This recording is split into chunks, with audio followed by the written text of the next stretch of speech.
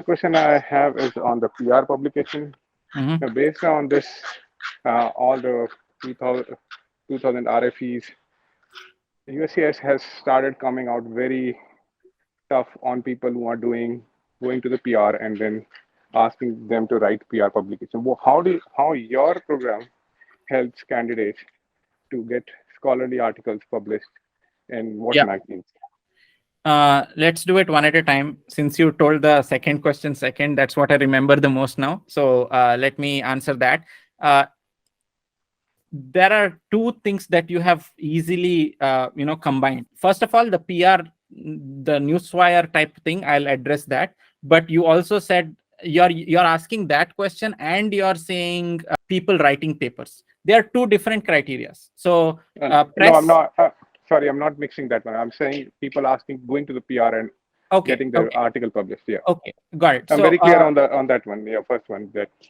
people Okay. writing scholarly articles. Okay, got it, got it. So the way our team works is, yes, if you go to PR newswire type services, like they either they write or you write and give it to them, and then they push it to like 2,000 outlets, maybe like 10% of them or 3% of them pick it up, and then all the article that you have is the same, right? So and that's a very, there are so many firms that do that PR newswire type thing, which corporates use.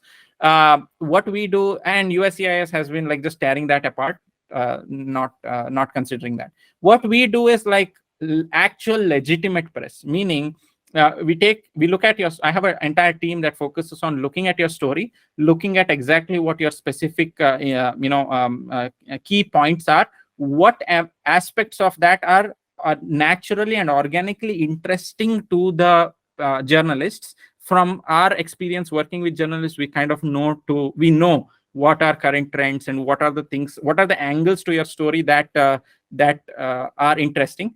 And we take all the subject matter expertise and we draft it in a way where it is relevant to a certain journalist. And we won't say that that's the final piece, right? And then we pitch it endlessly to journalists. Like I have literally a team that gets on the call continuously until we are able to publish it, right? And we have set up a lot of relationships with journalists and stuff like that. So what we do is we don't subject the journalist to any bias. So we are like, hey, look, there's this story. Are you interested in it?